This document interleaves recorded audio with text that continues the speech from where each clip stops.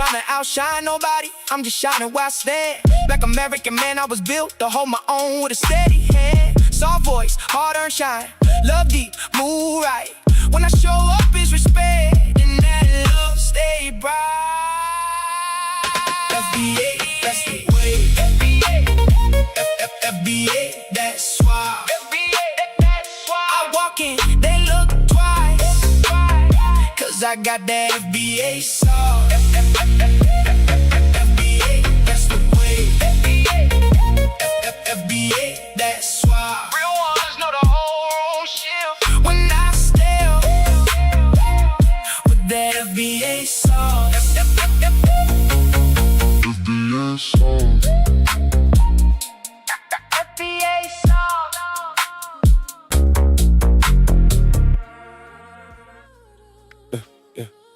Yeah.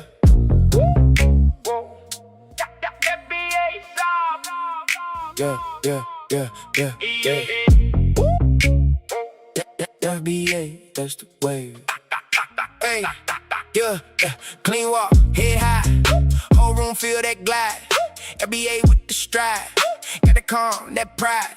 Fresh cut, fresh frame, never chase, know the game. Speak slow, move sharp, making room when I step into place. Go green, steady gaze, truth talk, no fake phase. Real love from the queens, cause they see how I carry my days. Stack wins, locked in, storm come, I don't bend. Built from the heat, still cool, that's the kind of man that don't pretend. You can see it when I enter, that quiet kind of power. Every move a little cleaner, every night a little louder. Yeah. FBA, that's the way.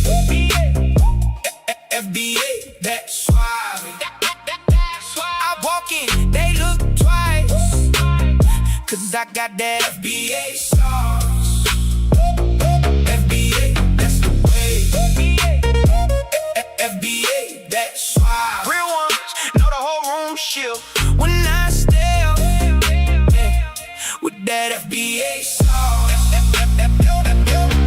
FBA sauce. Tailor fit, then them crisps. Sun on skin, wrist lit. No need to holler too hard, my presence do a lot of the lift. Mama taught poison grace, Papa taught stand my ground. I can laugh, I can lead, keep it cool when the pressure come round. Girl say, boy, you smooth when the baseline hit, I don't move. Just that same unbothered look, like I already knew I would. Win the room, from the block to the boardroom. Same soul, same code. Black American man, carrying history in the clean ass code. When I enter, that quiet kind of power. Every move a little cleaner, every night a little louder. FBA, that's the way. FBA, that's why.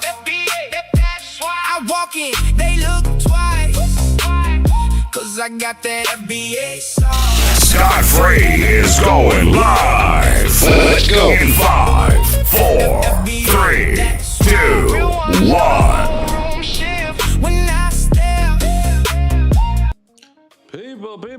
People, welcome back to a brand new episode of the Scott Free Morning Show. I am your host himself, L. Scott. You see the name on the screen, people. Come on in. Get this thing off my head. I just ran up in here out of the gym, guys. Please forgive me. I'm gonna take this thing off in a second. People, as you come on in, hit the like button, share the live as you come on through the door. I appreciate you for showing up today. Again, I cannot do this without you. People, on today's episode, on today's episode, we're gonna have a conversation about Mr. One Wes Moore. I don't know if y'all know who he is. Mr. Wes Moore is a governor, I think, out of Maryland. I think they said it is, something like that. But Mr. Wes Moore we're gonna do a conversation about Mr. Moore. Mr. Moore did a 20 to 20 versus 1. I don't know if you guys know what that is or not, but 20 versus 1. Wow, things sound crazy.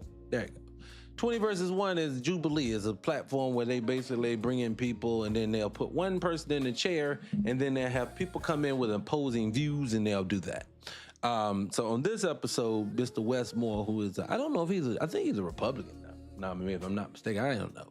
All I know is that his family's from Jamaica, and somebody sent this video to me and said, please, please, please, please, please cover it. Now, I've watched a little bit of it. When I mean a little bit, maybe like 2 minutes. And what we're gonna base it, the only reason why I'm covering it, to be honest, when I cover it is this. I'm only covering Mr. War. And hold on one second. If you want to see the actual playback, you can see it if you go over to YouTube, over on 300 Radio. That's the platform that we'll be streaming all of our content. Again, 300 Radio. If you go to YouTube, go into the search box and hit 300 Radio and the number 1. It'll take you right there and you'll see what we put on the screen. Otherwise, TikTok, no matter which platform we're streaming on, you will not be able to see it. So with that being said, please go over there and see that. But we're gonna definitely cover him, and I want to show you this. But I'm covering him because I know a lot of time in politics we have a thing called identity politics. Black folks will get into a booth and vote for a Negro just because he's a Negro. And see, for me, I'm opposed to that. I'm opposed to that because I'm about getting something done. I could care less what color the person is if they're gonna do something. But what I've come to find out when it comes to politics, this is just how I perceive it to be, it's all a game. No matter who's in office, there could be blue people in there, doesn't matter. It's gonna always be a game. It's gonna always be something that ain't real happening. Hold on one second. Control V. And so what I'm just at the point now where I'm just saying, what's the point? There's no point to even go about it. So, but I'm gonna let Mr. Moore prove my point. And like I said, I do not know this man's politics. I do not know if we're gonna agree or disagree on anything when we get into it. But I do know that 9 times out of 10, because all politicians is here. Let me just say it this way before I start.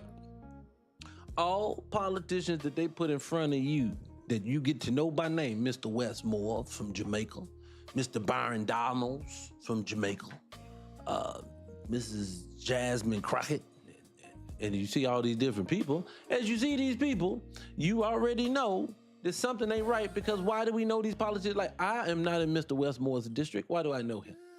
I'm not in Miss Jasmine Crockett's district, even though I know I think she got booted, but I wasn't in her district. I wasn't in Kamala Harris's district when she was in San Francisco, even though I was in California. It wasn't in her district. So what I want people to understand is that if you see these people are celebrities, they're actors, or excuse me, allegedly, I don't know. But we're gonna get into that. But come on in, hit the like button, share the live. I appreciate you people again for coming on in.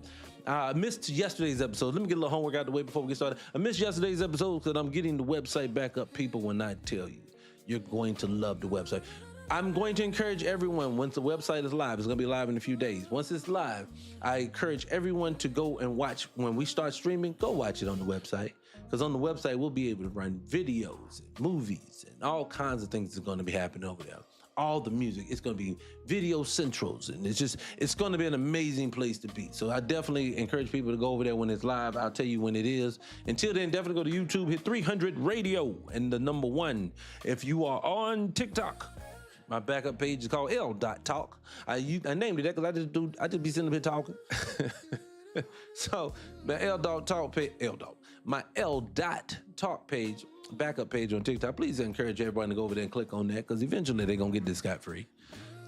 They've gotten a couple of my other platforms, so I know it's only a matter of time. So I'm just trying to get ahead of the curve this time. But anyways, I digress. Again, I'm ready to dive into this conversation. But before I get into that conversation with Mr. Wes Moore, I just for 1 second, I wanted to cover one little snippet of a conversation. Hold on, let me find it again. I can't remember what it was. Hold on 1 second. I'm going to tell you what it was. This is crazy. Hey, have y'all guys, well, no, I'll do that at the end of the show. We won't do that now. I won't do that now. I was gonna dive into a conversation I really want to have with y'all, but I'll wait and have that later. So we'll talk about we'll go with Mr. Byron Donald's conversation now. Oh, before I start, look, I'm gonna put something on the screen, and when I put it up here for YouTube, you're seeing it already, but I'm gonna play the audio in a second. On the screen right now, TikTok, I have kids' school lunches, what they're experiencing at school lunches right now. So what I'm going to do, I'm not going to play this audio of it. I'm going to put it on the screen. Hopefully that doesn't trigger TikTok. So I'm going to put it on the screen for a second, and I want you guys to just see some of the food our children's getting. So give me 1 second while I cue it up, because I really, this is disgusting. Hold on 1 second. I'm doing it on multiple channels. Hold on 1 second. So let me go over here. Mr. Poon Chabi. All right, let me pull this up right there. All right, so you'll be able to see a little bit on L Dot. All right, here we go, guys. Boom. Here's some of the food that they're feeding our children. Hit the like button, share the live. They're feeding our children. Forget it. I'm gonna play some of this out. Let's do it. Let's do it. Let's do it. Let's do it. Let's play a little bit of this. Fed this. What is this, bro? How is this making it on the kids' table? And it's making it into their stuff. No, let's not play the audio because they're playing background music. But yes, they are feeding our children scoopies, like Goop Scoop at school now. If you can see it on the screen right now, there's a bunch of Goop Scoop up here. Stuff that's not melting. And I'm telling you, like, guys, let me say this. I promise you, we're gonna get into the main topic. For the people who just came in, I promise you, we're gonna dive into the main topic of the conversation. I just want to have this conversation with my family real quick about the kids. I love the babies. I am a father myself, so I love the babies. Being that I love the babies, I don't want them to eat this food. And I'm noticing something. I know you guys are noticing something. You can't get food anymore. I got a whole episode coming up that we're gonna do about food. It's basically about, are we gonna get poisoned? Are we poisoned? Yes, that's it. I'm gonna give you a prelude to it now, prelude or whatever it's called, to it now. Yes, we are being poisoned. I'm talking about stuff that you used to would get and it was food is no longer food. I am so sick and tired of seeing ice cream that ain't ice cream. I saw a guy this morning because I'm compiling a list of things as visual aids for you for the episode. And as I'm compiling the stuff, I'm seeing stuff like a man putting an ice cream sandwich on a grill and coming back 30 minutes later and you can still see the freaking sandwich. Ice cream, that is. It's just ridiculous. To now you got people eating rubber meat, it feels like. But now, I think we've all gotten them bananas that didn't ripen, that's hard as a brick. Have y'all experienced this yet? Because I've experienced it. I've experienced the watermelon that's seedless that I don't want to eat that they brought to me, but I wanted a seeded one, and it's proceeded to sit on my counter for like 6 months and never go bad. This ain't food, man.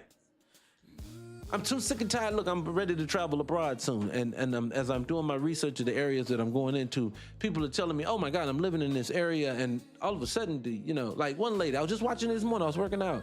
And this lady this morning, she was like, she has irritable bowel syndrome.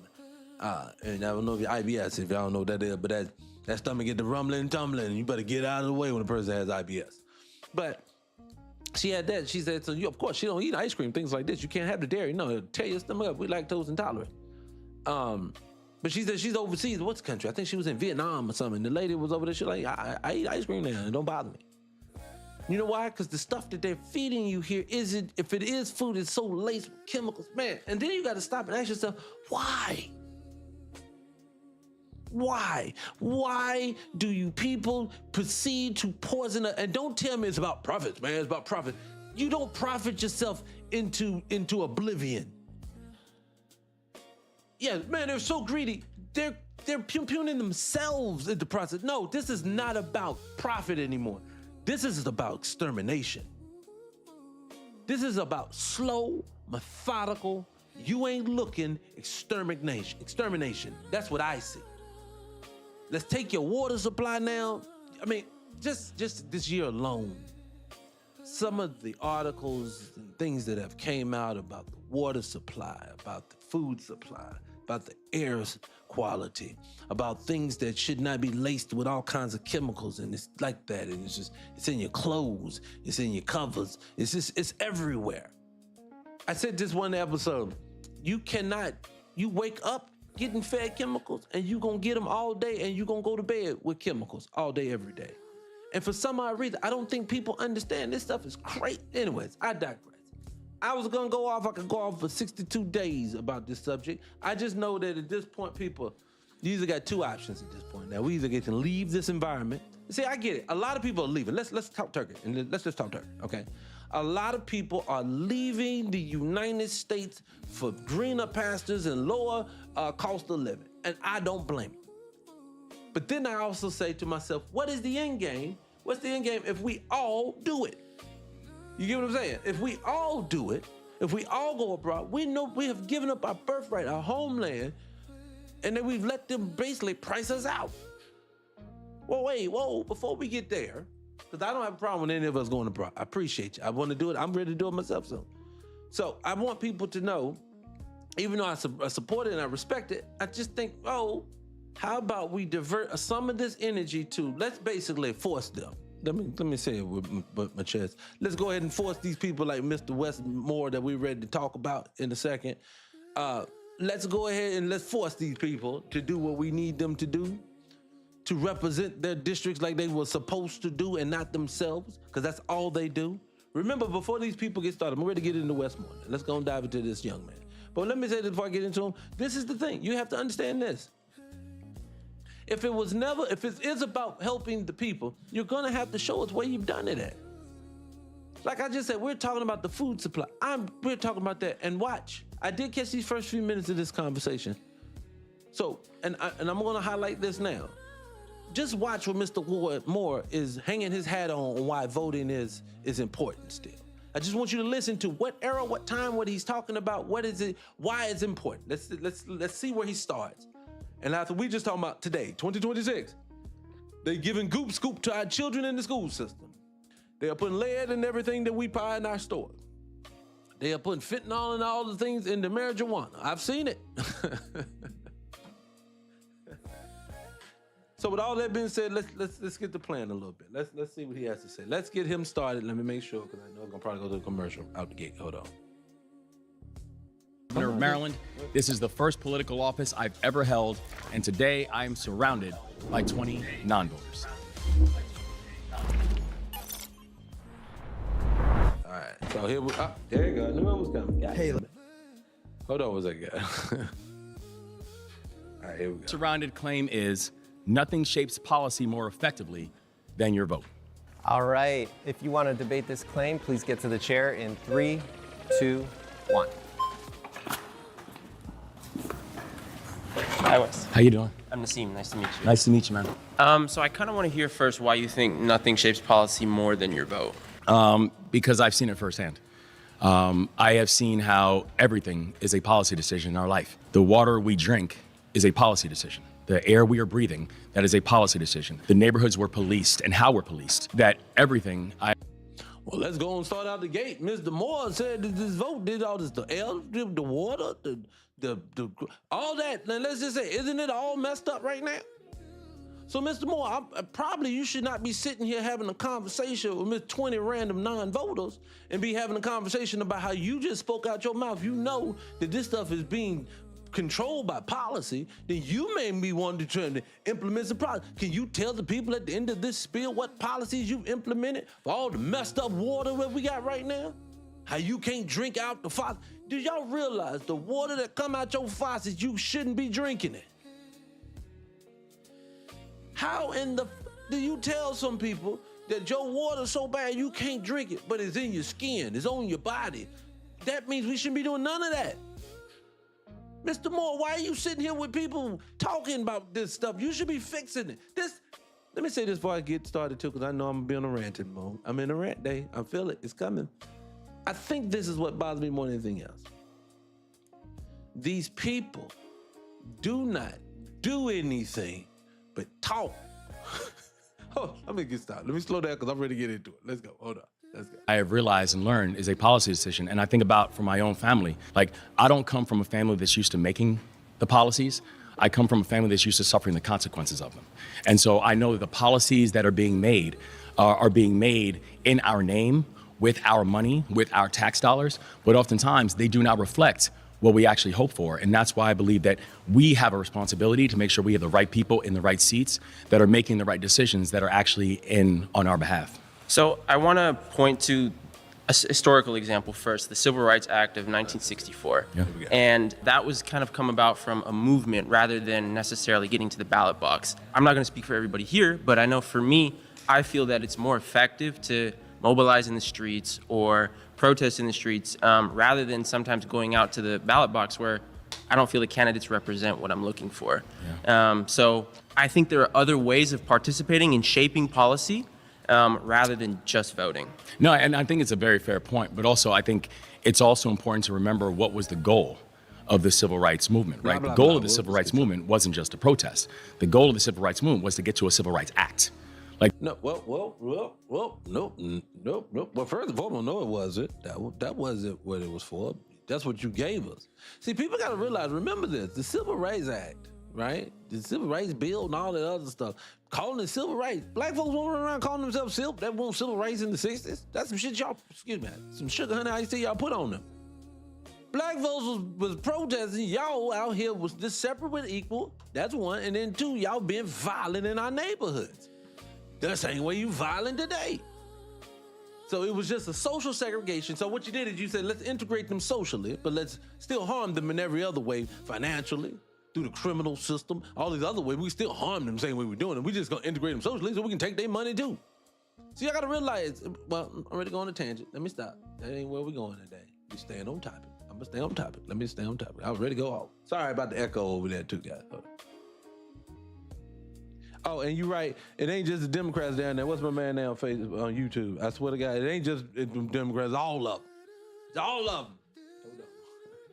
Like the reason that people protested, the reason that people were in the streets wasn't just because they wanted to blow off steam. Yeah. Was because they wanted the elected officials to hear their voice.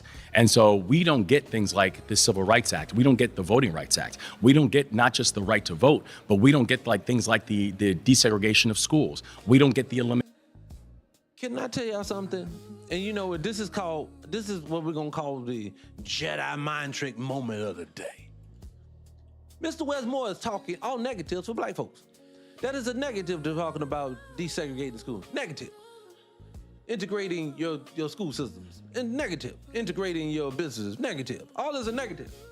These are negatives. This is all this is. And he's hanging his hat on voting on something that ended up being relatively negative for black people.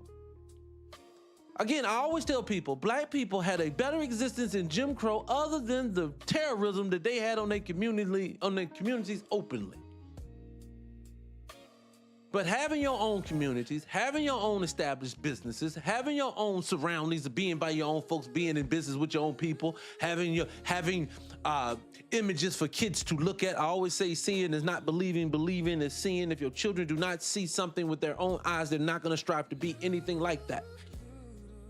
It is delusional to think that our children are going to strive to want to be doctors and lawyers just because one or two do come out the hood and do so. Those are called statistical anomalies.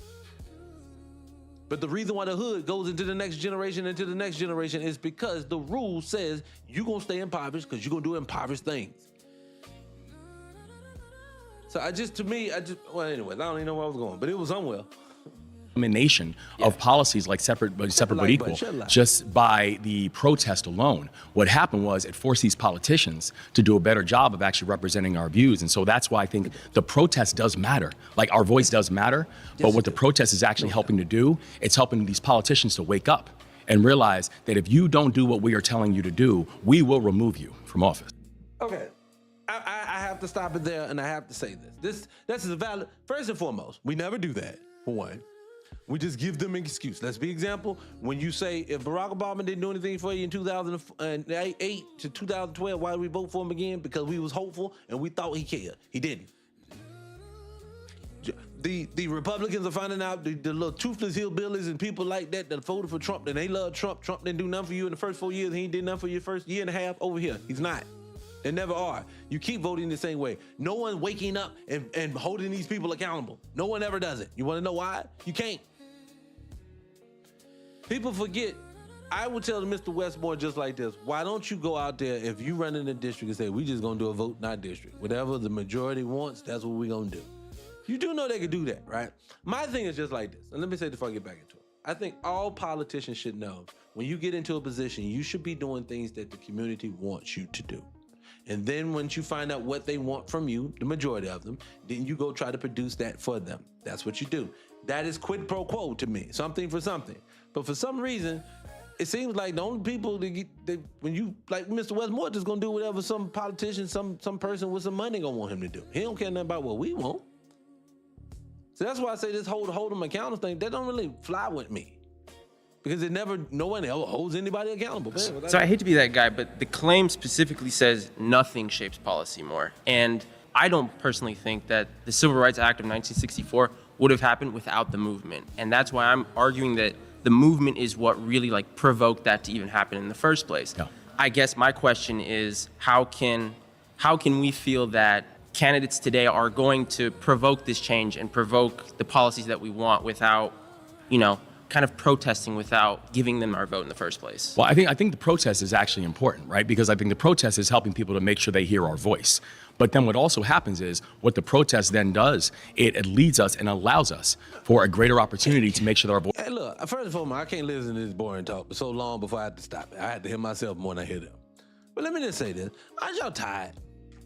Aren't y'all tired of acting like they got to get in office and then they need to be able to listen and understand what the people want? Aren't you just tired? I'm just tired of people just saying stuff. And like you say, he's gonna sit here all day long. They're gonna have a conversation about how they're tired, about how you gotta listen to the people and then see what the people want you to do. And you're never gonna do any of it. I just need proof of it. When is something happen? How about this? How about we just use our common sense? How about everybody in America tripping because their gas prices too high, their groceries too high, their rent too high, their mortgage is too high, their high is too high. It is too high to be high.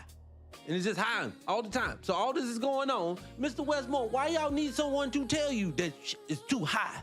Because you know it's too high. You know that y'all crashing out us right now. Look, I was just talking about the food in the school system for the kids.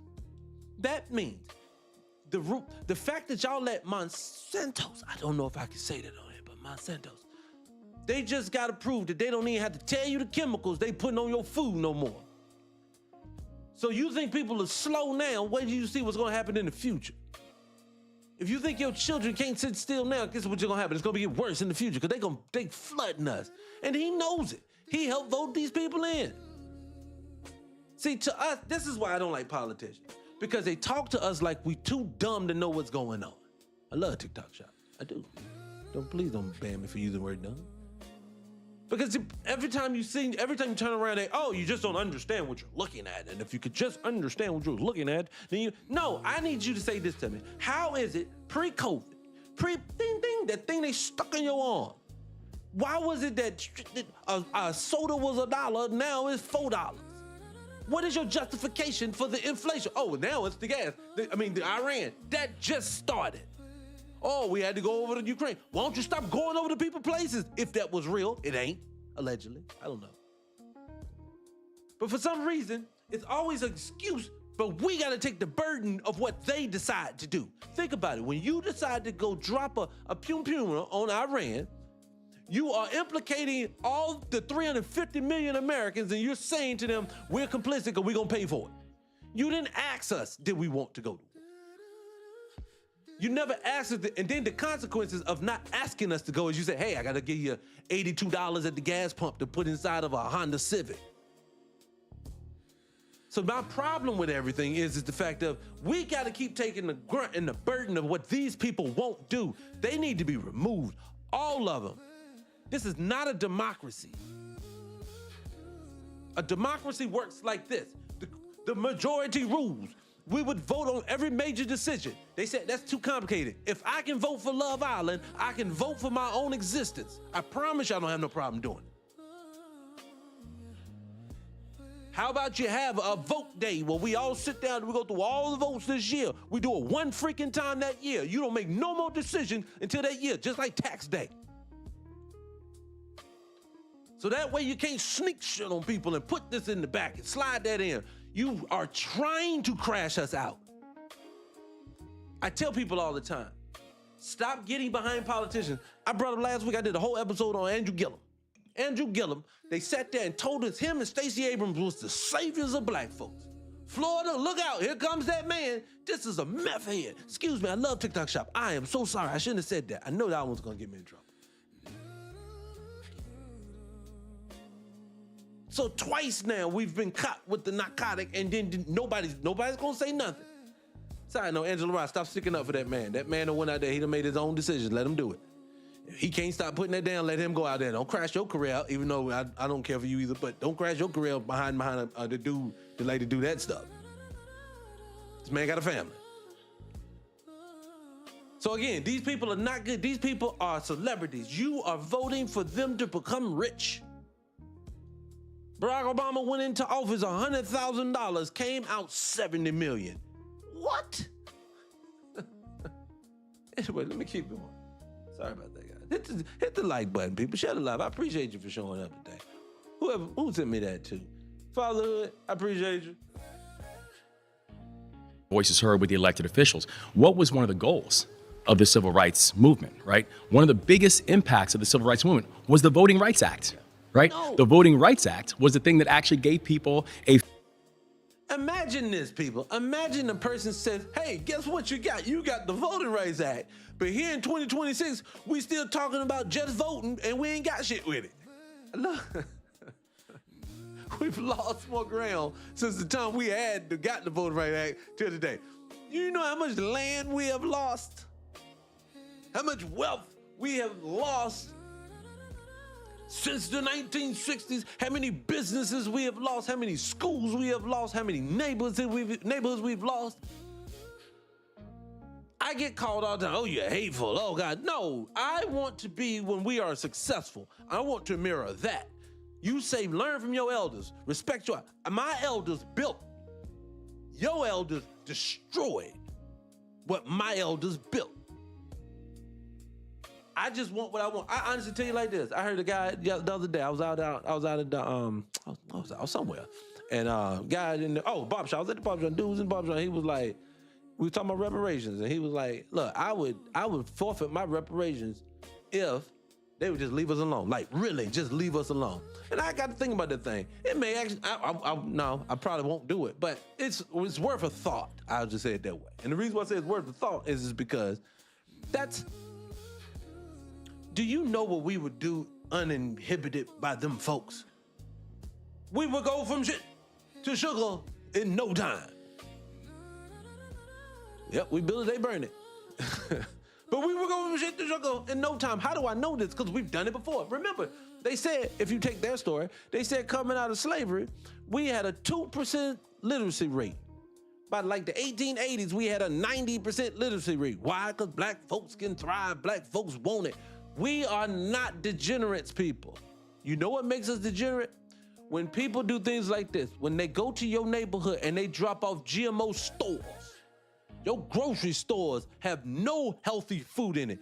Don't look at the Publix in the hood. Don't look at Food Line in the hood. Don't look at the Piggly Wiggly and the IGA in the hood and say, that's a grocery store. That is not a grocery store. There is no food in there. And you're living off of something that has no food. And they know it. They won't feed it to their kids. So I'm just saying to people like this, when my people can't get what you giving yours different than mine, we got a problem. And this country don't want crazy with it. So anyway, let me get back to Mr. Westmore. I thought we were calling Byron Dollars. a fundamental and constitutional right to vote.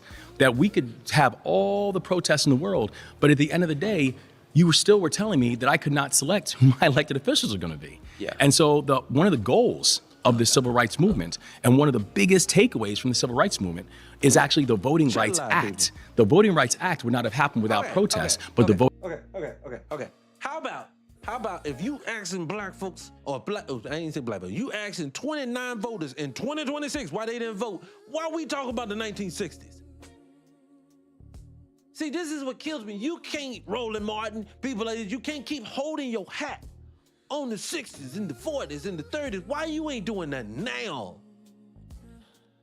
Tell me why the vote matters now. What am I getting now? What are you doing to stop the destruction of my wallet? Why is it that my wallet is shrinking?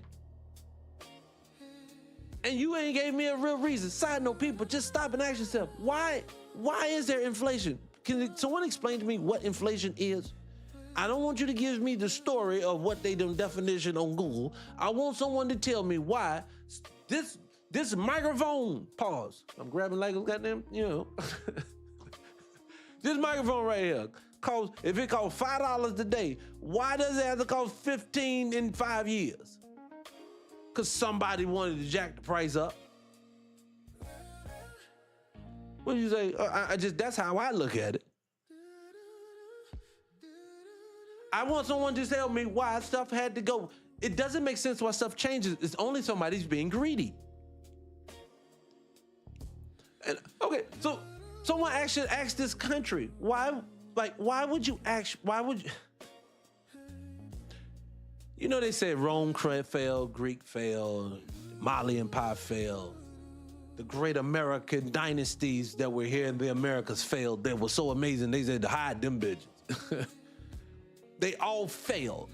You want to know? I think they all failed. I don't think it was through these wars that they keep telling you about. I keep saying that white people ain't never conquered nobody with their fists. Stop playing.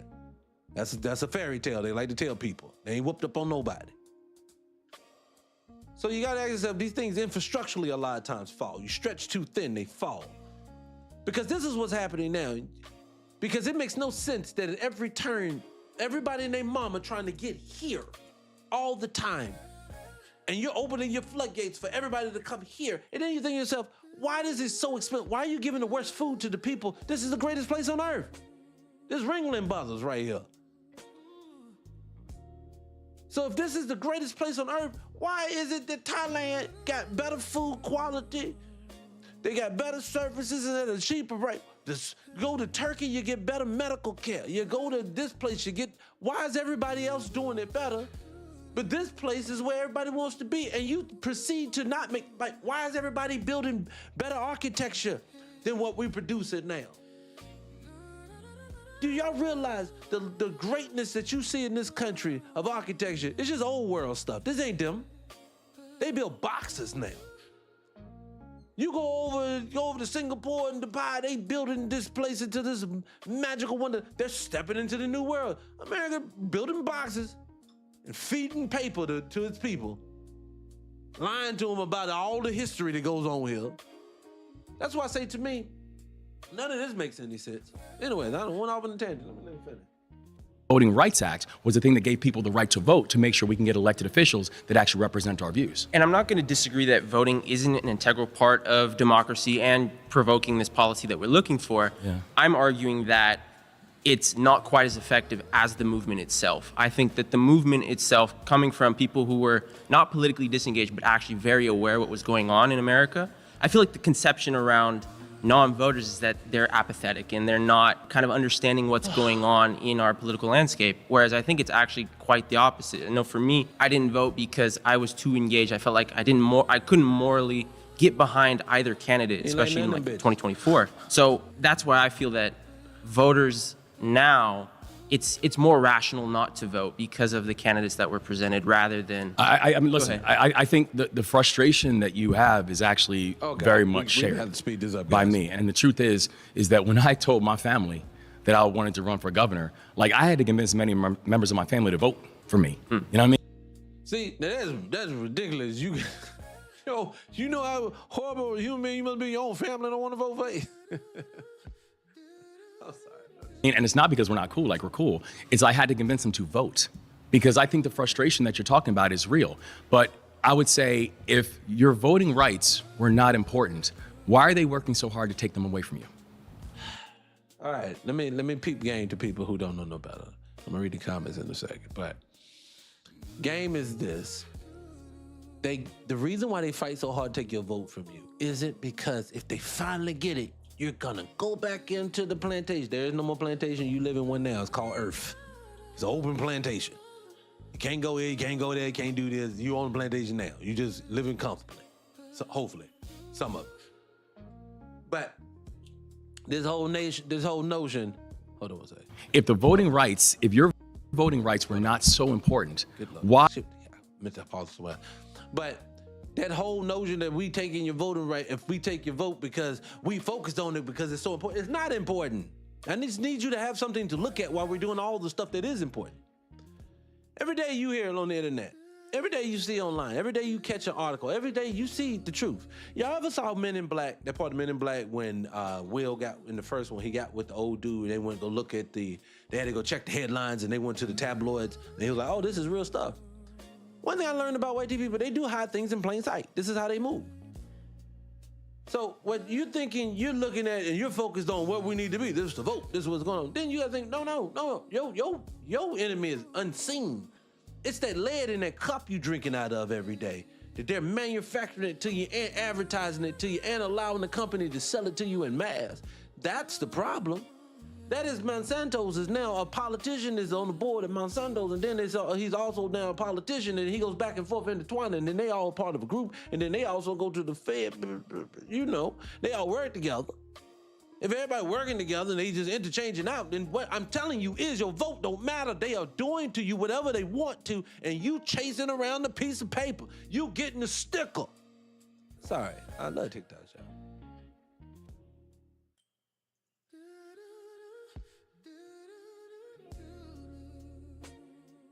Yes, desegregation was a grift. I agree with you on that. I'm sorry about that. I'm sorry, but I'm just sitting back. It's a lot of BS. Let me see if I can squeeze through this guy and get it over. Why is the dismantling of the Voting Rights Act so egregious? speed him up. The reason that they are trying to take it away is because it is powerful. They're very much shared by me. And the truth Put it out by the majority. Thank Please you. return. No, I appreciate it, man. Here Thank we you. go. Let's get Thank you, past brother. that dude. All right, if you would like to be the next debater, please get to the chair in 3, 2. You know what I find? Who just said that? Me, damn it. I love that name. That's funny. Me, damn it. Look, me, damn it. But families, I get it. Like mine do the same way. Like you would think that I don't have these conversations with my families all the time either. I like I say, most of the time, whenever I'm in a room, whether it's family, friends, people just like that, I find myself being the alien in the room. I can be in a room full of black people, and I can be in a room full of black people who love black people. This is not, they don't like themselves, they don't want to be around them, they just ignorant. These are not ignorant folks. But what I find is this. Certain people in this world have dedicated their life to understanding what the hell we live on and what we live in. And then others have taken the time to figure out how to navigate the system as best they possibly can, and then they see their success. See, I don't see success in a European mindset, and that's just, I'm gonna be honest with you. I say about 15 years, no, it was, I'm gonna tell you some phrase that I heard a brother say one time. I cannot remember his name, but I was watching, somebody was running footage from the second Million Man March back in like 2015. And I remember somebody was getting interviewed, and this brother, he was like, and he hit it on the head, black people have a European mindset. And he was like, our value system is based in, and I totally agree, based in what they have conceptualized for us to be true. And so he told basically the people, he says, you want to know why wherever your standards lie, it's going to be wherever what's in your European closet. And I forgot how he said it. It's some smooth shit he said. But basically, our standard falls inside of, our desires always align with what they want for us and for themselves. And I'd say for me, I don't see it that way anymore. That's why another reason why I love the people who go overseas, the people who are deciding to become expats. I know that people are complaining. You know why people are complaining about expats too? Side note, they complain about expats because black folks are starting to do it. Black folks have figured out that they do not have to get on some stupid job, working for 30 years, get a little pension that they can't live off of, so they gotta get a part-time job as Walmart greeters to survive the rest of their existence. They broke down, beat down, they gave their whole existence away, now they bitter. So these young folks say, nah, I ain't doing that. I'm gonna take this little penny-handing job since y'all wanna force us all to work at home anywhere, and I'm gonna live over here. I'm gonna go over here. And I applaud them. Because that's the only way you're gonna expand your mind. That's the only way you're gonna expand the way that you think. I honestly encourage all black people to step outside themselves, go somewhere else, get into another culture. I don't care, and I don't even mean outside the country. If you're in Alabama, go to California hoods and see what they live like. But anyways, I digress. Let's keep going. 2, 1. Introducing Clip B. Whatever you can picture, you can generate. Sorry about that. Shit. Hold on, guys. Got this commercial. Sorry about that. Hello. Hi. Oh, Sean. Sean, Wes, nice to see you, man. Nice to meet you. Right. So what I was really struggling with was when you said that we fought for voices, for representation, and that's kind of my whole grub with this, is that how are we supposed to affect policy changes with our vote when our vote has been so diluted over time? I mean, you know, the 1929 Act that I'm referring to. Yeah. So, you know, I think about the Constitution. I think about, I'm a big history nerd. So, one of the only things that Washington mentioned in the convention was that we need one representative for every 30,000. You know, we're well off of that. We're at like 700,000. More about this big money. My next surrounding claim is bad politics thrive when you don't participate. All right, if you'd like to be the first debater for this claim, please get to the chair in 3, 2, 1. How you doing? Governor, I'm Wes, nice to see you. how you doing? It's a pleasure to see you. Yes. Come on, girl. Get Miss the voices Lips. out. Come Miss Lips, nice to see you. Yes. I would like to talk about your beef against reparations. Uh-oh, here we go. And just want to clear some things. In 1968, a comedian named Dick Gregory won the election for presidency against Nixon. And voting, everyone voted. I know a lot of my people in Chicago voted. That's where I'm from, South Side. And unfortunately, he did not win against Nixon. And it kind of damaged a lot of my family in the voting because they was very dedicated to voting. They knew their rights in voting, and they knew the problems that was going to come with voting. She nervous. Baby. With Nixon Really, came babe. with crack, cocaine, heroin, and many other things that hurt our community. I'm sorry. I'm sorry. I thought she was my bad. One of those things, I lost so many people through that. And I think that our votes did not count. And I felt that it hurt generations to come, even till now. I lost my mother to drug. Look, and I'm not trying to be insensitive at all, because I can see this sister got her pain she is trying to get out, but this dude don't give a shit. I know a lot of times we think that if we can just be heard, and I feel the sister. This is no game. I'm not ready to pick on her at all. I'm not that type. But I would definitively say, obviously, she's feeling a level of pain. But I've learned this: black, white, blue, and green. If they represent this nation in any branch, even if they care, they cannot do anything. Let me say this, and then I'll cut it back on. People don't understand that even if you're one person that you put in position cares, they are working in a designed system. The system is designed for you to lose. So even if that person wants you to do better, they are not going to be able to climb that mountain on their own. It has to be a collective build. That's why you're supposed to be voting on party lines, because the party line's supposed to be building collectively for them. That's because one person can't do it. But when your party line basically is only doing the bidding of one person, and the same bidding on both sides is doing the same bidding, and they're both doing their own piece, you're destined to lose. This is not how you win. We would be better suited if they just said politicians were about fixing roads and applying money to that stuff like that. But this whole, we're gonna police you to death, because that's all the government's turned into, is we're gonna siphon off your money and police you to death. Remember when they said, oh, America's gonna be a police state? Here, welcome, you're here. See, people be looking, see, movies, I get it. Movies have you believing it's gonna happen in a specific manner. Oh, it's gonna happen just like, no. You are in a police state now, meaning if they don't like something, they will. I've seen too many of these people who put people down and there's no consequences for them. It should be, how about this rule? No police officer can shoot nobody with any weapons at all unless they have a weapon. And the weapon has to have been discharged. I know that's a bad thing to do, but that's how it should be. Anyways, I digress. Addiction, and I lost my ex to drug addiction. So, I do want to what is your take on making sure that our vote will count and that corruption will get solved or acknowledged? First, I'm very sorry. If there's one thing I know about the history of this country, is the history of this country has been deeply uneven. Oh, let me say this. Hold on. I hope he ain't ready to run benign neglect on us. Benign neglect meaning young lady just came to him with emotion, passion, sadness. His tones drop. First, I want to say I'm so... And he gonna speak to all her issues. Oh, it's just unfortunate what black people have to go through in America, and we need to put someone in place so we can get this stopped and moved on and over with. We really want to get there. And he ain't gonna give you nothing tangible that he would love to do at all. Let's see. I've never even seen this part. Let's see if I'm right. And deeply unfair for families like yours, for families like mine.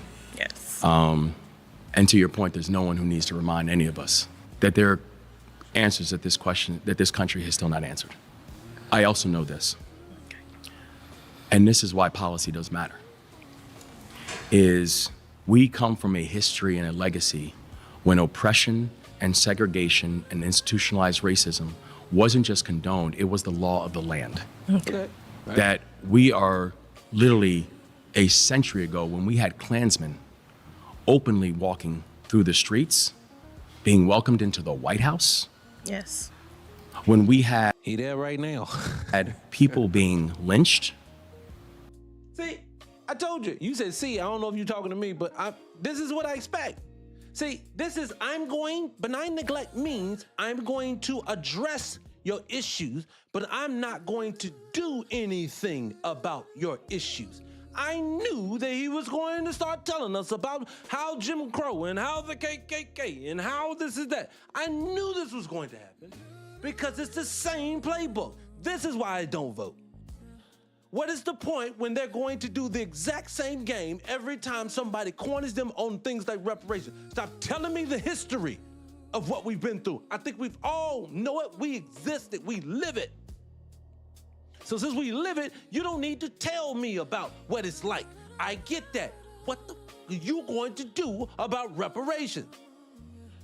Is he going to get there? Let's see. And people who were just simply trying to get the right to vote who had to stare down police dogs, And this is why I fire believe hoses. reparations will help. It will actually, because there's no justice to that. We cannot lock those Klanmen up. Yeah. We cannot go back and change the past. But what we can do, we could open up a trust for those families that was taken away. And slavery happened. It did happen. And there are studies. I know you said something about studies, but I have an Ancestry.com study. Why can't we use that? Yeah. Why can't we use 21andMe for that study? That's a study. Our DNA is coded. It's in every EMR. Hey, for all the people who ain't watching it on TikTok, all them little red flags is going up now. They ready to get her out that seat. Record. There shouldn't be no problems. Yeah. Why are we not getting our reparations? And my issue with a study is we have done a lot of studies. I need action. Mm-hmm. Yeah, and I oftentimes feel what ends up happening when it comes to policy is when there's things that we don't want to tackle, what do? We do long-term studies. If someone is telling me right now that my child is attending a school that is not preparing them for the world, I do not want to hear you tell me, then that's why I'm going to do a 10-year commission on it. I do not want to hear you tell me, if I say I cannot find housing that I can afford, I don't want to hear somebody tell me that's why I'm going to do a 5-year study. So why should we vote if we can't get our reparations? Oh no, but I think the thing that's actually going to help us to be able to get to the work of repair actually is voting. Because you know why we have not gotten to this work of repair long term, and not just individual states, as a nation, is because we have elected officials who have not allowed us to do that. And so when I'm talking about the work of repair, that urgently needs to happen. For example, the stuff that we have done within our state, where we have made the largest investments in our HBCUs in the history of the state of Maryland. The fact that we have done things like the largest mass pardon in the history of the United States of America. And let's be clear about who that most directly impacted, because the war on drugs and the war on cannabis has been used. See, this is my issue. It's a fucking playbook. So we went around the world, racism is bad. This is how it goes. First and foremost, I want to say to your family, it's unfortunate. Secondly, I want to say slavery affected your family and mine. The remnants of slavery is still here today. It just echoes everywhere we go. Of course, black people are suffering from the ills of slavery. It's happening. That's why we've poured $500 billion into HBCUs. That doesn't even represent 1% of black society and what we've gone through. But we're going to keep pumping money over to a school that are underfunded themselves. How is that telling me anything? HBCUs are underfunded. HBCUs are not what the fuck you think they are. HBCUs are not started and ran by black folks. They just work there. Stop telling me about HBCUs like that's where the hell we all go to. That's a part of everyday black people life. It's not. You can't hang your hat there. And then secondly, I'm so sick and tired of black people's issue being synonymous with jail. Thank you for pardoning our brothers and sisters that have been locked down for no apparent reason. I appreciate that, Mr. Moore. But what I'm gonna need you to understand, the bar doesn't stop right there. There are hardworking, loving families who need support from the country that they are paying taxes into. They do not need to be all told they are criminals because you want to criminalize or talk about the lowest form of us. I tell people all the time, do I get to associate the Beverly Hills guy with the toothless hillbilly in West Kentucky? No. That's two different people, two different issues. I need for you to start dealing with the masses of black people. I come from a town that was 50% white, 50% black. Majority of the black people live just like me. Parents, paycheck to paycheck, but we survived, but it was no hoods. But this whole, we're gonna treat black people like they all live in Marcy projects. That is not our existence. Stop acting like it is. Stop separating the fact of this voting, this crap, and this, that, and the third, and all your votes, what y'all doing. Y'all know y'all tearing down black homes? How about go deeper, Mr. Moore? By the fact that y'all are letting people basically remove any way for black people to make a living in your cities, y'all cities. Black people are losing wealth left and right because there's a target on your back. How do you think that has a direct reflect on black families? Black families are breaking up because there's no money. Y'all know this stuff. All this is a part of a game. Everything that they do is affecting us in negative ways as they walk around talking about the vote. How are we talking about the vote in 2026? That means 70 years almost of talking about the vote, and you ain't even got to what the vote's supposed to give you. Quid pro quo, something for something. You're supposed to get something, not the right to continue to do it. How many more years are we gonna fight for the right to vote when it ain't being taken from you?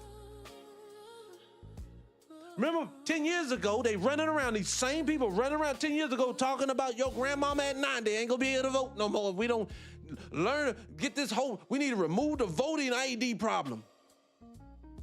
You mean the country you live in, that I can't go nowhere, do nothing, catch any type of transportation, can do any banking, do anything, thinks that I have to do to survive.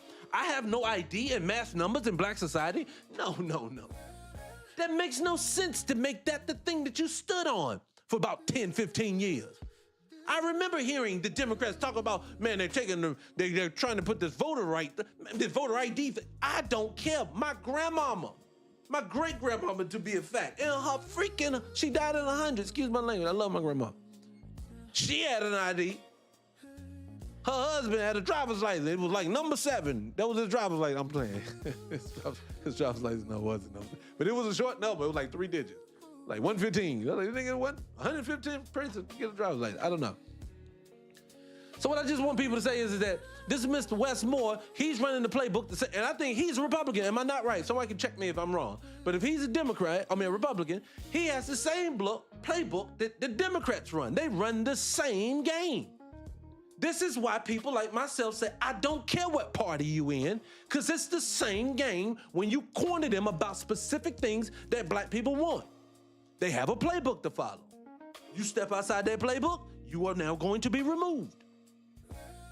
Uses a cudgel against our community. And so let's be clear about who that most benefited. I understand. But what I'm saying is that the people who are making that decision, particularly on the federal level, these are people who were elected. And so if they are either moving or not moving, how do we think that we're going to be able to get more momentum? The way we get more momentum and the way you address bad policies is you get different people in those seats who can better address those policies. The history of this country and the brutality that we have seen within it, it is real, and it is something that has to be contended with. But my point is this, is that we will never be able to contend with that if we continue to disengage. Because do you know who does not want us to disengage? Our ancestors. Exactly. Do you know who does not want us to disengage? The people who came before us. And this nigga, he pulled it all out. He pulled every trick, everything they've ever ran on us. He just did it in a 5-minute span. Are you telling me you even went as far as trying to guilt this woman, talking about your ancestors? Has he yet addressed how he's gonna get that check to y'all? No. He ain't. He ready for them red flags to keep going up because we ain't gonna get to the spot where we gonna find the solution. He's not going to do it. The only way we gonna get reparations, and we can't get it, is to no longer participate in the system. I promise you, if you continue, Your vote is capitulating you to the system. You are saying I comply. You're saying I agree. You're saying I'm still engaged. Remove yourself and then see what they say. See, removing yourself, and this is not about the vote. Remember, the big dogs are not letting some little peasant vote them out of anything. They'll tell you all the time the lion doesn't concern themselves with the sheep's thoughts. That's where they're at. But your vote doesn't do that. What you removing yourself, that is the first step, because they know the next step is now straight chaos, because they're no longer involved in the process. So you will replace one thing with something else. But see, what's gonna happen is, black people, if you keep getting your sticker, thinking that this person, you better do it, I'll give you an example how these people are full of flair, ain't full of nothing but air.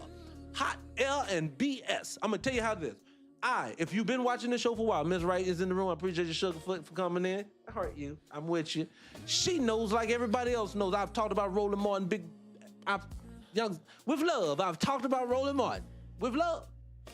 I've covered some of his contents and how he called us Simple Simons because we say that we chose to sit on the couch.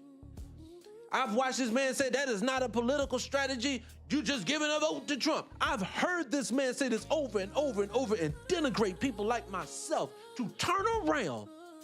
I just heard 2 days ago, you do know the couch is an option. No, I said that 5 years ago, 10 years ago. This whole community of black America been saying we ain't participating, we choosing the couch. It was a saying. Now you on board? Joy Reid told us that we were Russian bots when we were talking like this. Now she's saying we can, they think we idiots. So what I'm trying to tell people is all the time, don't pay attention to people who move the goalposts. Somebody told them the rhetoric has now changed. Joy, we're speaking different now. Roland, we have changed and pivoted away from what we originally said. So this is the conversation we had. Roland, my very first video I did on here was live about Roland Martin telling us that we didn't have enough delegates to get to the vote of reparations because you need 214 Democrats to do it and you don't have them. To now, every video I've done on him since then, he's telling you how you gonna get it is you need to vote for him. To now say you need to choose the couch. This is all in like a 4-month span. How in the world do you change that many times and be taken seriously? If you've been listening to me, I'm L-Dot. Appreciate you for showing up. If you haven't hit the follow button, I'd suggest you do so, because if you don't, they're never gonna let you see it again. And I'm not lying. But I've been saying since the beginning, and I'm gonna stick to the same way that I said. I will vote when you give me something to vote for. I love my grandmamas. I love my great-grandmamas. Knew them all. I knew some of my great-great-grandfathers sat in his lap. My great-great-grandfather born 1892, sat in his man's lap before, know him. But I would look my great-great-granddaddy in his face today. Mr. Bert Frank, I tell Bert Frank right now, I say, no, sir. I don't care if you fought the vote. I'm not doing none of this for you if it means that it's gonna push me, you, and all of our legacy backwards. I refuse to, and I love you.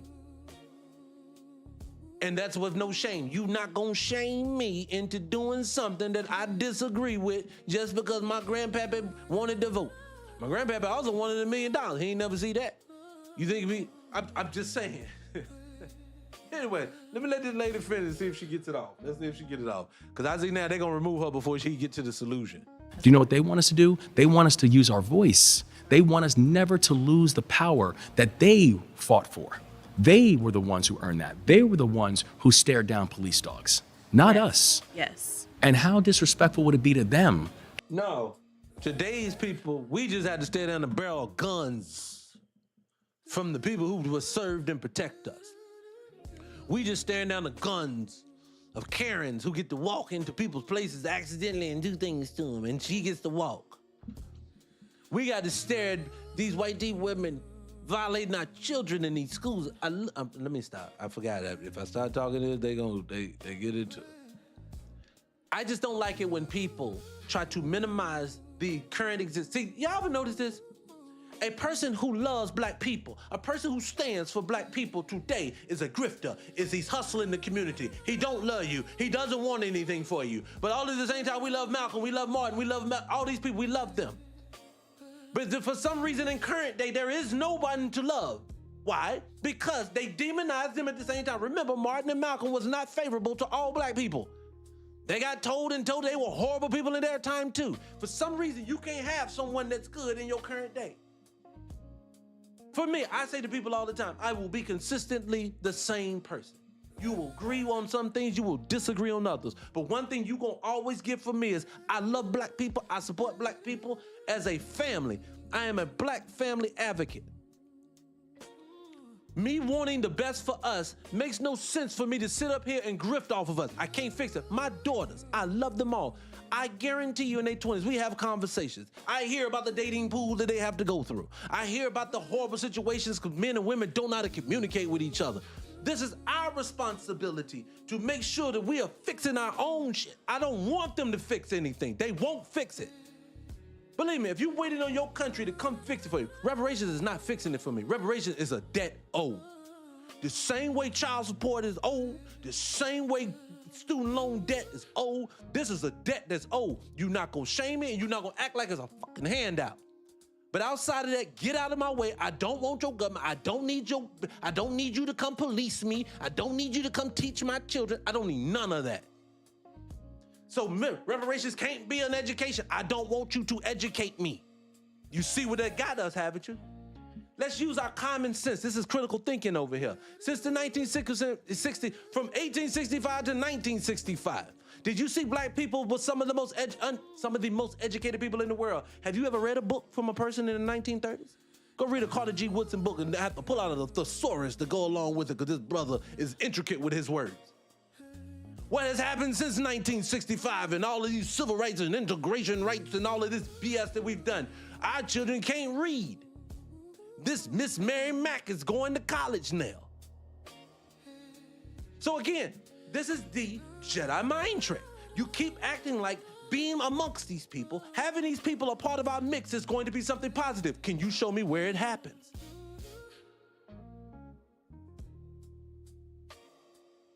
To turn around and say, well, we understand how hard you had to sacrifice. We understand the fact that we had things like unfair appraisal values, which led to the greatest wealth thefts that we've seen in our society's history. But you know what? Do you know how I'm going to respond to that? I'm just going to disengage. What are we saying to them if that's our response? Nigga, you are them. Does he not know he them? Who is he talking about? You are them. You part of them. You are the in the them. You see how now, again, as a critically thinking black man at this point, as I sit back and I've heard this man's existence, what he just said right now, should I take him serious about my well-being of my family and my community? I'll wait. I have to get rid of a puzzle. They're saying I'm going too hard on here. Let me, hold on a second.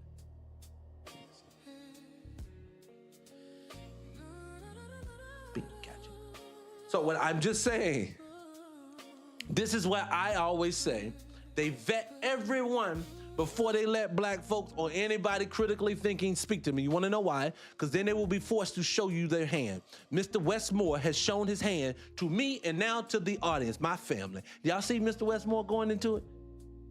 That conversation, she wanted to talk about reparations. This nigga went around for 3 to 4 minutes telling us what we all know to be true. We know of all the lynchings and we know slavery. We know the disproportionate way that we have to suffer every day. We didn't need a history lesson from that question. Why do black people get history lessons when questioned about what you gonna do for us? I don't need to know about the 60s no more. I can't bring them back. It's 2026, nigga. And the grocery store yesterday, y'all know the basket, the big part of the basket, and then you got the little part you stick your baby in. Thank God I ain't got no little baby. But y'all know that little section that you flip it up, you put your cell phone down in there, you put a few items in there. Well, let me just put it to you this way. I had a few items, and all of it fit inside that little section yesterday in the grocery store. $137 is what it cost me for the section of that little thing. A Mexican lady back in 1999 filled up 2 baskets with what I spent. And Mr. Westmore wanted to give me a history lesson on what black people been through and then decided to tell us nothing he gonna do to fix it. Remember, this bro is in office. I need to know what he's doing for his constituents, other than coming on Jubilee, having bad faith conversations with the sister who don't know no better. God bless her soul. You got them grocery prices is ridiculous naturally. This shit is crazy at this point. People, for us to sit back at this point and let these people, see, for me, I'll be honest with you, I live in the Twilight Zone every day. I don't know about y'all. I lose it every day. Because I sit back and I watch every day, I see people sleeping in their cars. Like I said, $137 at the grocery store. When you go to do anything, you cannot leave your home without damn near spending $1,000 and don't have anything to come home with. You living in a society that is doing this to you, and at the same time, every time I go on social media, and I say social media because this is a place that they're supposed to speak to the world. My president is picking at the old president. The last president didn't know he was the president. You got all this going on. They bombing this person. They going to do this. They're allowing this person to move in and giving them free shit. And then they telling black folks, y'all sisters is the most educated in the world, as they worth $2.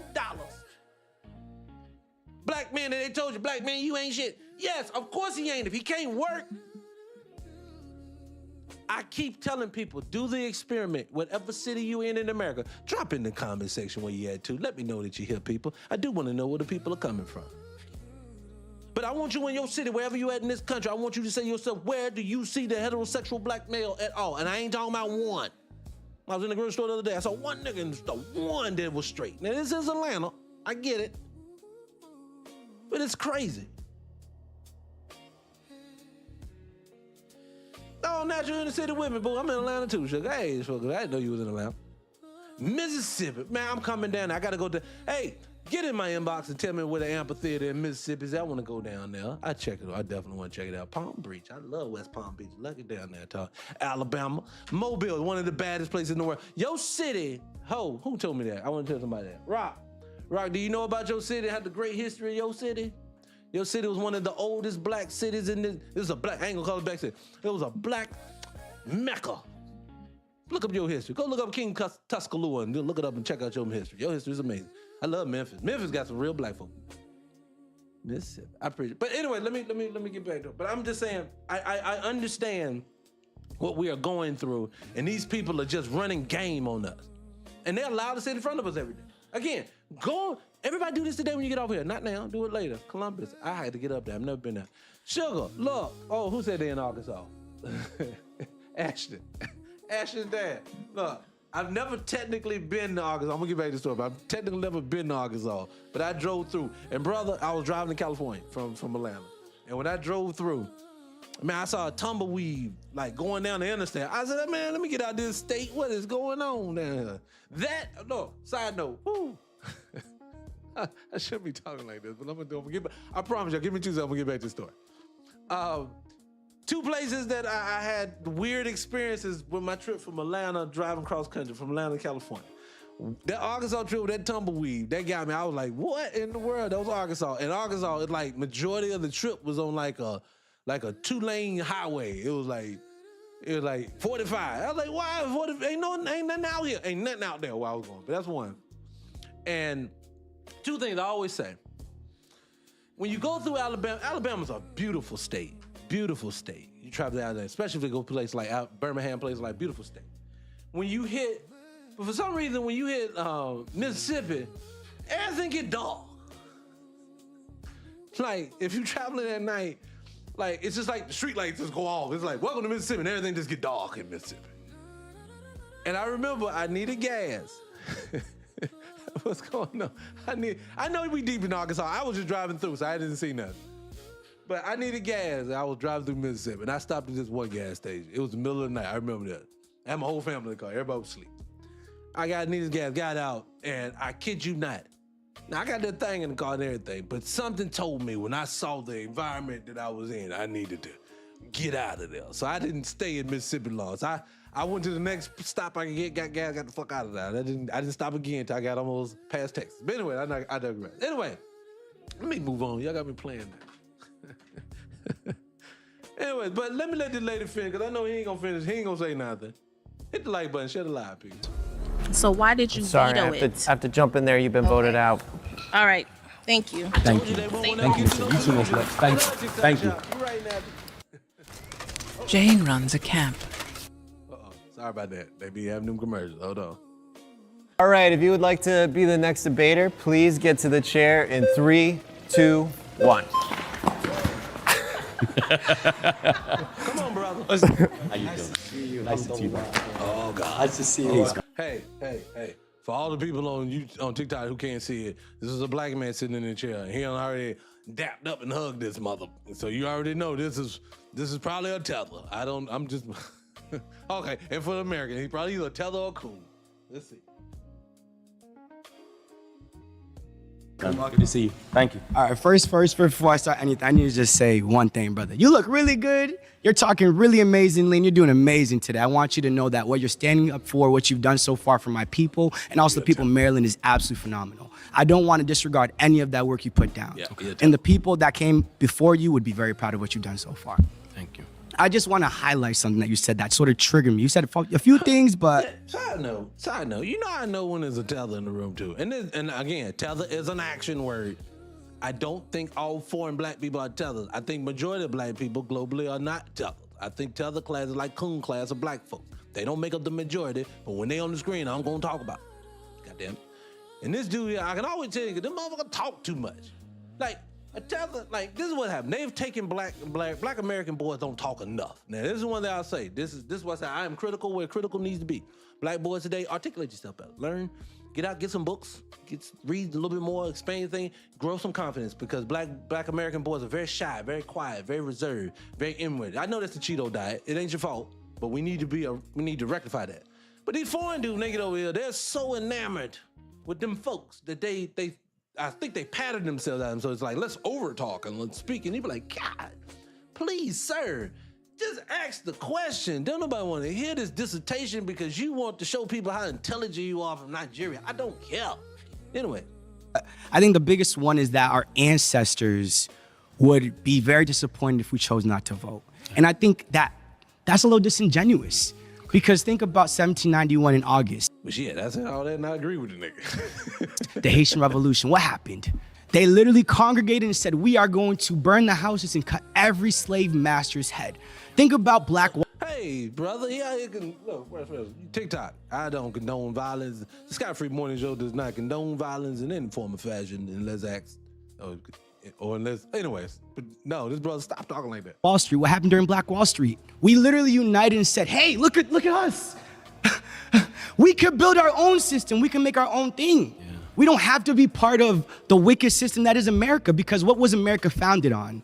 Rotten soil, on the heads of multiple millions of indigenous people. And I don't mean to have so much energy for you, brother. Brother, isn't this supposed to be a talking point? Like, what is the question at this point? Because it's like, this nigga is doing it. Look, when I see people's lives or they spaces and X and stuff like this, and they just cut you off, or like, I need to do like some of the people and get some background music so we can, and then out of here, because that's, God, anyway. No, listen, I appreciate it. But I also think it's also disingenuous because we recognize like the correlation between Malcolm X and Martin Luther King. There's a section where they both realized that the system was too wicked for them to actually repair it. You know, unfortunately, my brother earlier came by and said we have lobbyists. We have people. There's a 2014 study that was done by Benjamin Price and Martin Giles. Oh my, okay. And he's like, wait, let me see if I can fast forward. This dissertation shit killing me. Hold on. Important point, because that happened at all because the money does not flow to their pockets, but the pockets of the oligarch. That is something that we actually had to highlight. And because you are now the oligarch, you're the man in power, brother. You don't see me. And you represent also a small minority of the country, because the people that actually need to be heard do not reside in Maryland. They do not reside in that northeast area where everything's blue, where my vote, even if I wrote red, is gonna be blue. You know, they reside in the South, they reside in Alabama, they reside in Selma. I think it's disingenuous for us not to highlight that point, and that's my speech. I'm sorry for having so much energy. No, look, listen, and not only do I appreciate your energy, I honor it. Thank you. No, I honor it because I know it's real, and I know it's justified. And I look at what's happening. Why they ain't throwing no flags up? God. Right now. What is happening right now? Put words to it. I look at the fact that When they passed that, Who's they? We need words. when Congress, no, I understand. When Congress passed that HR 1, that big beautiful bill, That's beautiful. Okay. which passed by one vote Under whose presidency? under the Trump presidency. Okay. I just the reason why is because I'm. Okay. I guys, let me see if there's any black people behind this dude, because I can't take anymore. Thank God, it's a black brother behind this brother. Has to get, I can't take anymore. Like you said, him trying to audition for internship, I can't deal with it. We should talk. Yes, sir. Yes, sir. My final surrounding claim is not voting doesn't protest corruption. It protects it. All right. If you'd like to debate this claim, please get to the center in 3, 2, 1. Here comes a big one. For just 67. Hold on, Zay. Commercial, guys. Give me a Zay. Hold on 1 second. Hold on 1, 2 seconds, 3 seconds. 4. Come on, commercial. Oh, shit. Might want to. I was selling something to you. How you doing? How you doing, man? Nice to meet you. Wes, nice to meet you, Kyle. Yes, sir. If that's the case, if not voting leads to the corruption, how do you explain the corruption despite so much voting? Well, I think if you do not vote and you do not get the right people in place, then you don't have the checks on the corruption, because I think elections actually do matter. I mean, I look at it in the case of our own state, right, where we had people, I had predecessors. I guess why, like, at the end of this, he couldn't escape me with this, because I would say this to him. Being that the majority of the people, damn good question, but the majority of the people that are in office are either Republican or Democrat. So that means 2 party lines. Meaning you have broken up into 2 party lines because y'all say as a collective group, y'all going to do things together. When you do go across the line, they're calling him going against party lines to get something done. That lets you know you're part of a group. So this question is so valid is because, and Wes Moore is going to filibuster his way out of this. Basically not answering the question though, how is it that you get 90% of the black people to vote for you Democratic women to vote, 87% of black males are voting for them. So you get this 88 to 89% of black people are voting for this thing, and to not have anything tangible from your party makes no sense. And you have to explain that. And it can't be every 2 to 4 years, well, you need to vote to maintain the right to be able to vote, because next time we may talk about you voting for something you need, but we probably won't, because we're still gonna be dealing with trying to keep the vote then, because that's the next 50, 60 years, that's all we're gonna talk about is you keeping the vote. Or trying to, because the white team man on the Republican side wants to steal it. I don't know what he's gonna do with it when he take it, because I don't know what plantation they think we're going to. Because again, I don't even believe that they ever whooped up on us, but that's another.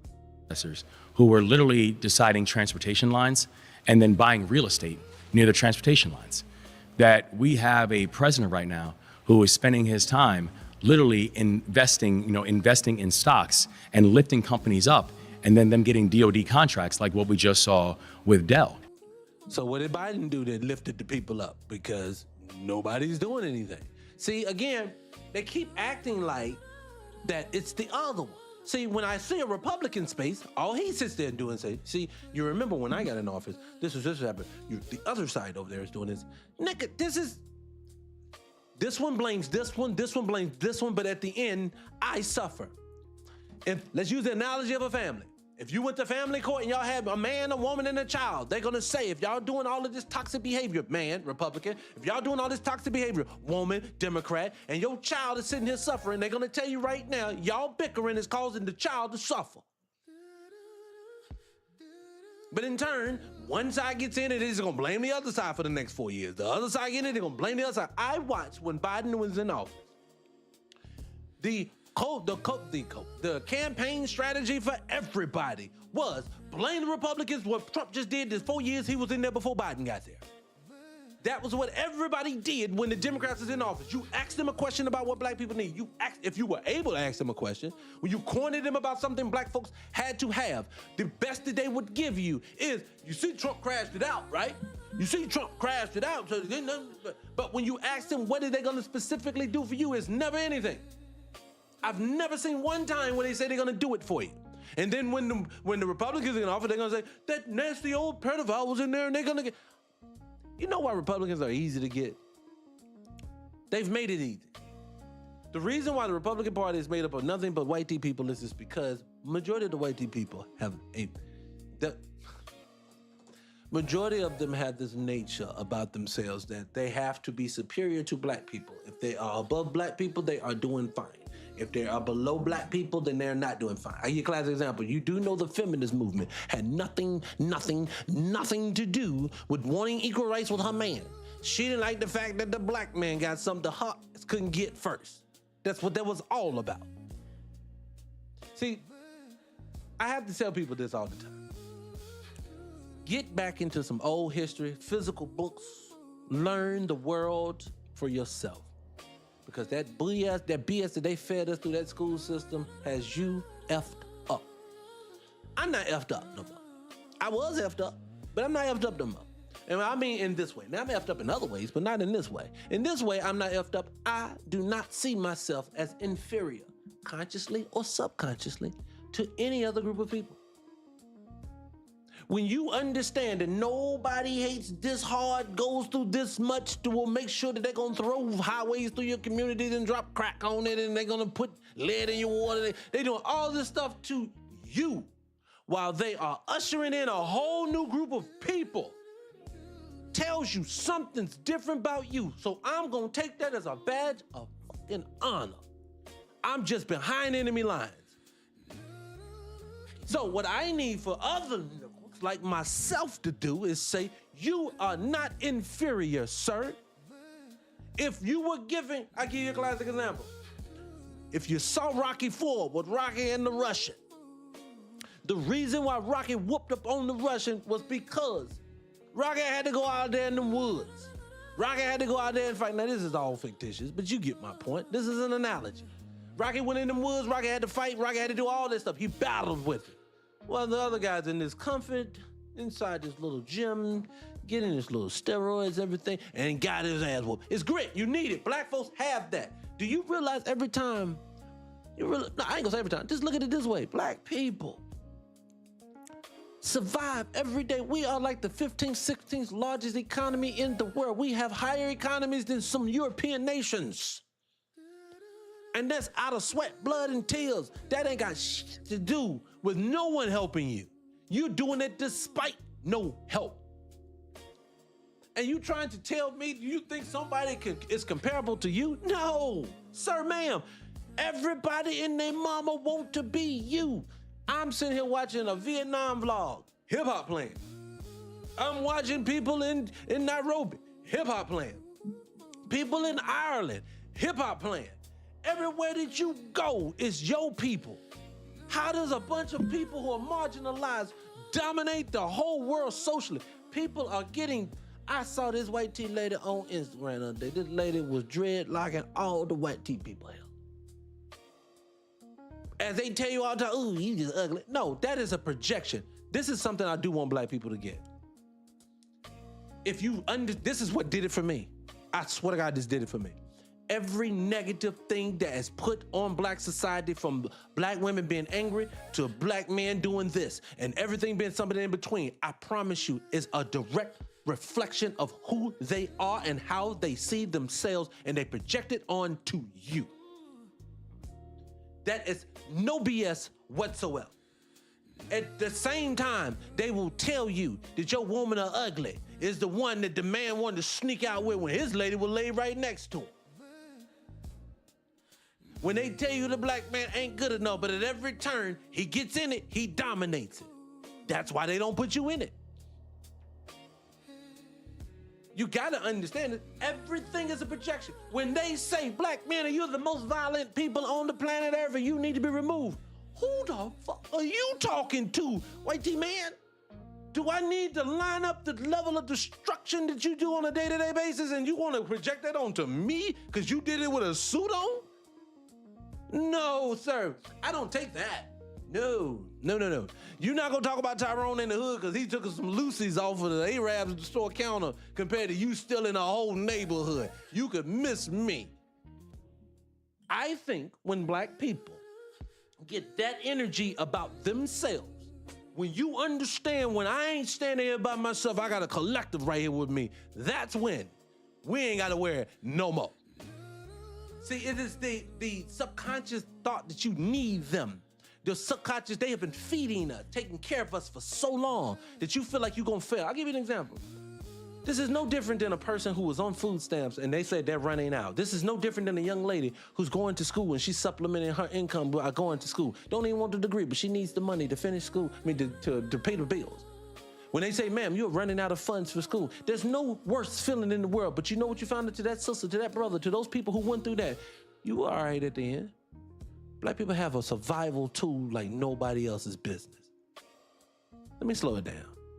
When I tell you, when they're attacking your food, your water, injecting you with diseases, targeting, making sure all the medication is going to your boys, when they are overly criminalizing your behavior, you overly represent a system that they are telling you it is corrupt openly.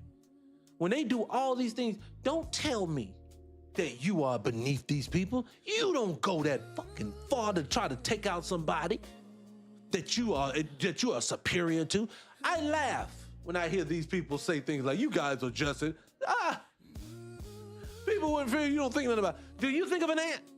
When you see it, you crush them, you move on. You don't talk about them, you don't spend your days thinking about them, you don't worry about getting sprays to spray them. You step on them and you keep it moving. They project onto you, that's what you are, but at the same time, they trying to always get at you at every turn. No, I know something's amazing about us. I know when I look at white, and sisters, let me support y'all. I'm so sick and tired of hearing them have to make these innuendos and these jokes about sisters having weaves.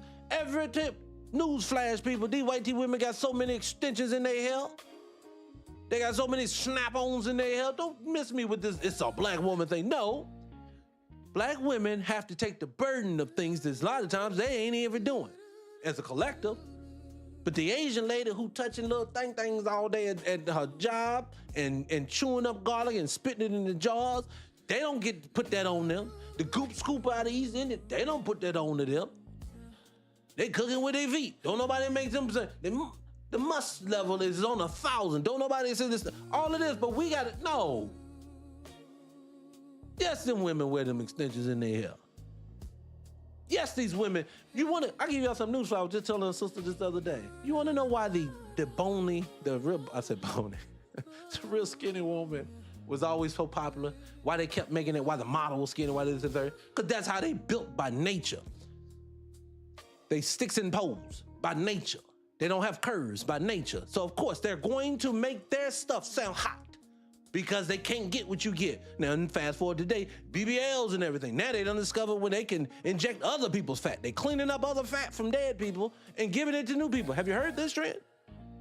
Mark my words, the curvy white D woman is gonna be the most desired woman on earth.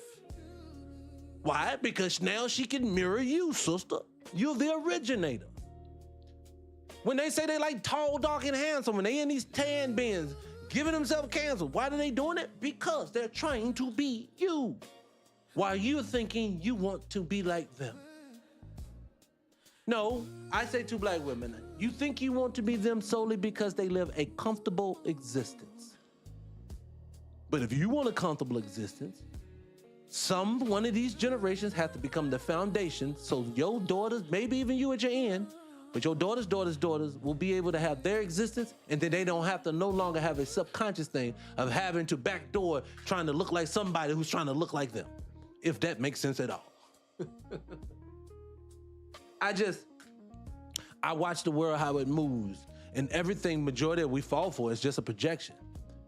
Like, I say this all the time, if I see a lady in the mall or at the airport with a bonnet on her head, that's social business. Ain't got shit to do with me. The toothless hillbilly don't have to concern himself with the guy in New York City who lives on Wall Street. They don't associate with himself. Same way I look at history. This whole debate, I talk about it all the time, this whole African versus black American, y'all just African. I don't concern myself with people's thoughts and opinions of who we are because they don't have to concern themselves. These people don't know where they come from. Ask a white people, just ask a random, I said this before, ask a random one, just ask them.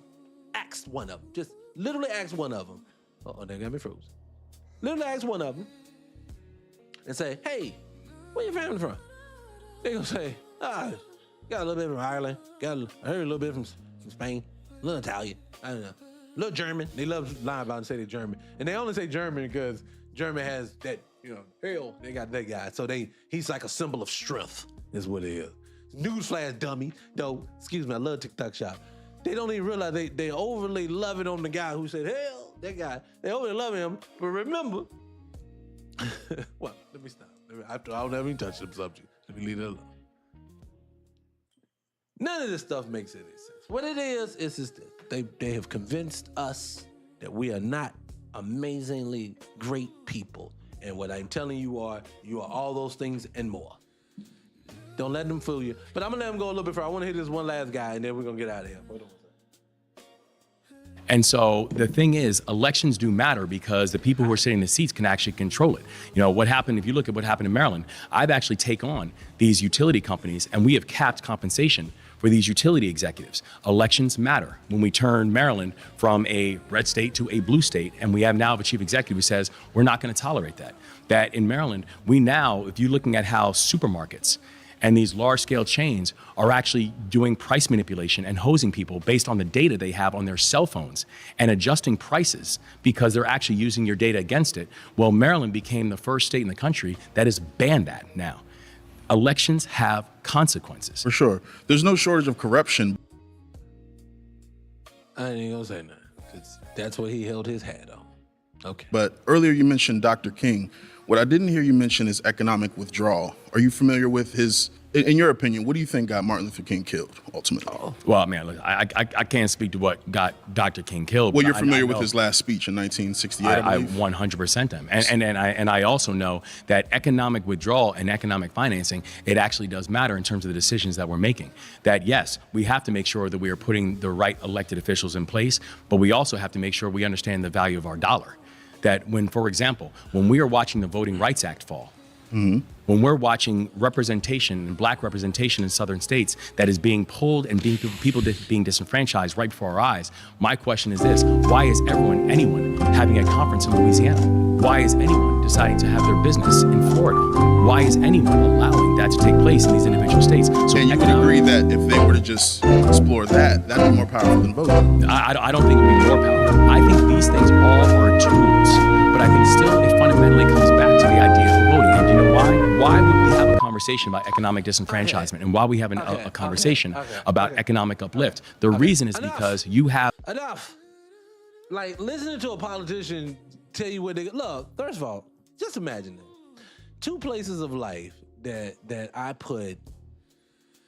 just can't do it. I can't in religious-wise, and I can't do it with my politics. I can't do it. Not the way y'all do it no more. This is old school politicians who just talk around stuff. They overly complicate government. And they do it on purpose so they don't have to answer questions. What do I mean when I say that? I'm gonna say this and I'm gonna get out of here today. What am I doing? I'm just doing the most. So, you have decided to go with the tax-based environment, meaning that you're going to siphon off of everyone's check that they make in this country. It's a loop. It's just a circle. It's just a circle. This is all it is. Circle, circle, circle. That's what we're doing. So if you're going to circle a loop, you build a product, you get paid money, it gets taxed, goes to the government, the rest comes back around, and it's just like one perpetual loop. If you get something international, you're supposed to make the broker the best deals international that you possibly can, because internationally you'll be bringing in people and products and things that's now going to help boost it even more. Same thing they used to say, like Jewish people, their money bounced 15 times before it leaves. But they're also getting other people's money coming in at the same time. See, black folks don't lose. We lose because there is no economy. There's nothing feeding us. I was gonna go on this long way, but I'll just say it this way. I need for people to understand, if you're gonna be in politics now, you only have to be doing this. I'm trying to get black people in place to do stuff for themselves. Nothing can stop a politician from going down to a black neighborhood in their city, in their town, in their home, and saying to them, I'm going to tell you what I'm willing to invest in here. What do you want to do? Or who can you produce to do this? We can do all of this stuff now. We don't need people to keep telling us all of this talk. I don't want to hear no more talking no more. I need something done. Anyway, I can't even keep going. Get me sidetracked. Anyway, people, I'm ready to get out of here. Anyways, people, look, on tomorrow's episode, what am I gonna talk about tomorrow? Let me tell you the phone. Hit the like button, share the line. Let me tell you guys what I'm gonna do tomorrow if I get out of here. Because I forgot. I got a whole list of things. Tomorrow episode is gonna be a little better. I did this episode for somebody else today. So tomorrow we got I got two options tomorrow. Y'all tell me what you want to do and I'll get out of here. We got what's the one? It's the love or experiment. I want to talk about, I'm going to do an episode, and it's going to be either tomorrow, whatever day you guys do it, but I want to do an episode basically talking about, like Love Island just ended and Married at First Sight just started. And I don't know if you guys watch Married at First Sight at all, but I caught the first episode. I appreciate that. And what I've learned in these shows is these shows are, over time, reality TV is not reality. Reality TV is about shaping and controlling the mind to do what it wants to do. These are all social experiments to get people to move and think a certain way. And I'll get into it more tomorrow about it. But I want to do an episode on basically, and Married at First Sight is going to be basis of it. Are they really trying to build these relationships with these people? Are they really trying to find positive matches for these people? Or are they trying to find the most chaotic environments that they can do just to put it on TV? So that's one thing we can talk about. Another, this was a bit controversial, and I don't even know if I want to do this as the whole episode because I don't even want to put it up as a title. Okay, so, well, I'll say this. So, the first Europeans, where did they come from? and when I say, well, y'all tell me if we should even talk about now, that first Europeans, where they come from. Because the reason why I say that is not what people think a lot of times, and there's a lot of questions and holes when it comes to their existence. But that's one. And then also, too, another one to do kind of on the same lines I'm going to do this week is that I've heard this, and this is what inspired this. This is one guy on TikTok that he's been running around lately. He's basically been denigrating black people. And at every turn, he tells black people how they ain't bright, they ain't this, how we're the conquerors of the world. Of course, we're the most intellectual people of the world because we conquered the world. And we want to discuss, and I want to have a conversation, is being conquered, is there a direct correlation between being a conqueror and having high intelligence, or is there something else? And I actually have a really big take on that. So it's one of those three things we're going to talk about tomorrow, and a lot of them this week, unless something big happens. Like I said, I'm an emotional podcast, so at times things will change. So unless that happens. But anyway, luckily enough, I got a new song for the people today before you get out of here. New video up for the people. The Letters to My Son video is finally done for the people who remember the song and have been asking for it. I'm going to play that now. For the people who are new here and don't know about it, we are a complete platform. We're a whole network. 300 Radio is the platform, and part of that is 300 Music. And what we do, we produce a lot of Black American talent, unseen people who will never get seen. And so we broadcast them on the platform, and that's what we do. A large portion of the stuff we write ourselves in-house. So, produce in-house, excuse me. And I want to basically share that with you guys. So what you do at the end of our shows, we a lot of times either play videos, play music, and we got a lot of new things coming. And I appreciate it. See, naturally, you ain't making no easy by telling me all them good topics. I don't know which one to choose. I'll pick whichever one that sticks out to me tomorrow. But that's today's episode. I'm gonna go ahead and get the song queued up. That's what we're gonna do today. And then from there, we're gonna get out of here. But I appreciate you guys for showing up. It was fun as usual. And I always appreciate the time I get to spend with the folks. Again, if you have not followed the channel yet, definitely hit the subscribe button, hit the follow button. We struggle to get any viewership over here. The algorithm does not love us. But of course, did you just not hear the conversation we just had? So I get it. So I need all the love and support I can get from the people. I appreciate you guys. Hit the Cash App. Hit the Cash App. You know what they say. Hit the Cash App. $, 300 Radio. Hit the Cash App. Dr. Umar. Support the channel. Anything that you do helps us. We can actually, we apply any help that we get through Cash App, through PayPal, things like that, we apply it to the platform itself. Again, it's $ and then number 300 Radio. Hit that up. But anyways, guys, let me get out of here. I appreciate you guys. Let me pull this up and we're going to go. All right. So here we go. All right. I got you guys. I'll check you next time. All right. Peace.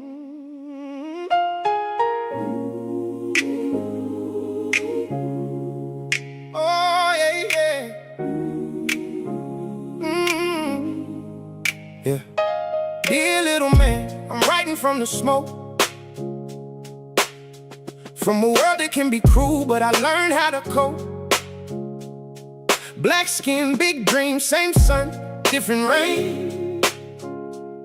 They'll try to name your pain, son, don't wear that chain. Stand tall, even when they look away. Learn the code, but don't let the code make you stray. Hands up. for your peace, head up for your crown. Be the calm in the storm when the whole room clowns. I won't lie, the road can be rough, but your heart is your shield when the world gets tough. Be proud of your face, your name, your stride. I'll teach you how to rise and still keep your light on when the night is long. Hear my voice in your bones. You come from love, not fear. You're never walking alone. My son, keep your head held high. My son, keep that fire alive. When the world feels cold, let your truth stay strong.